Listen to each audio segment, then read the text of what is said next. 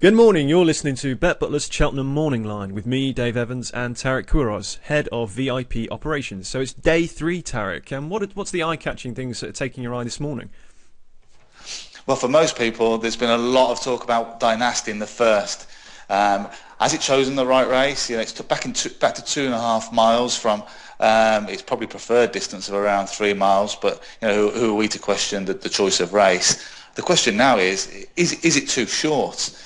It's getting to the point where 6-4 is a question mark for everybody. Everyone thinks this thing's going to win, and it jumps very well indeed. It'll go out from the front, and it will try and dominate the race. You just got to ask yourself, is it the right price for you?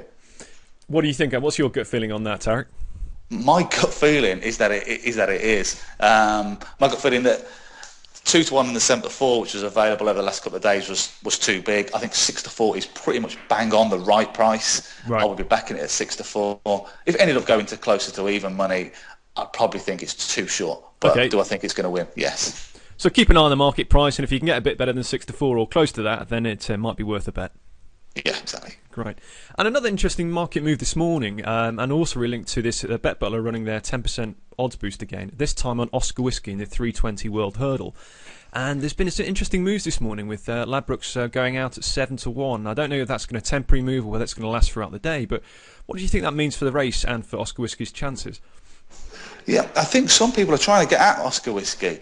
It appears to me that there's a general sort of feeling that maybe that the 3 miles is a little bit too far and that it'll possibly get out-battled. People are a little bit concerned that in its last meeting with Rev de Civiler, it wasn't that he didn't have the class. It looked to me that he just got out-battled up the hill. Now, that's a massive concern about something to trying to win the World Hurdle, trying to take Big Bucks' crown.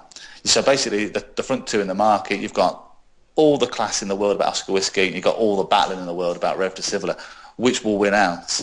I think anytime anyone pushes Oscar Whiskey out, I think they'll get their hands snapped off. I really do. I think you'll find that anyone going sort of 6 or 7-1 are going to end up taking a lot of business on Oscar Whiskey. Right, well, I'm sure we'll find out today then. What else catches your eye today, Tareq?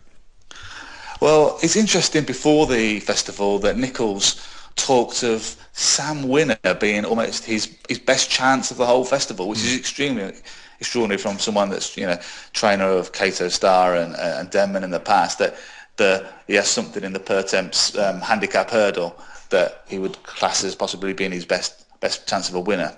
And if it is, then it's a decent price, because although it's probably going to be favourite, it's been around 5-1 for the last day or so. I can tell you for certain that this horse will not be going off at 5-1. It will absolutely certainly be going off at more like 4-1, 7-2. So if I was going to be having a bet today, I was going to have a bet this morning, the first place I'd be going to will be the 205, and I'd be backing Sam Winner.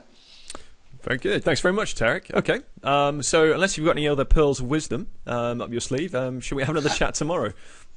Absolutely, Dave. But don't forget, the cross-country race that was due off on Tuesday, of course, yes, has been postponed and should take place today, although there's a further inspection on that one, I think at 11 a.m. this morning. So fingers crossed that one gets the go-ahead. And if it does, I'd have a little tickle on Outlaw Pete. Outlaw Pete. Very good. And what's the price on that roughly at the moment? Outlaw Pete is currently, let's have a quick look at that, around 13-2. 13-2. Well, thanks very much once again, Tareq, and let's hope for some good luck today. Cheers, Dave.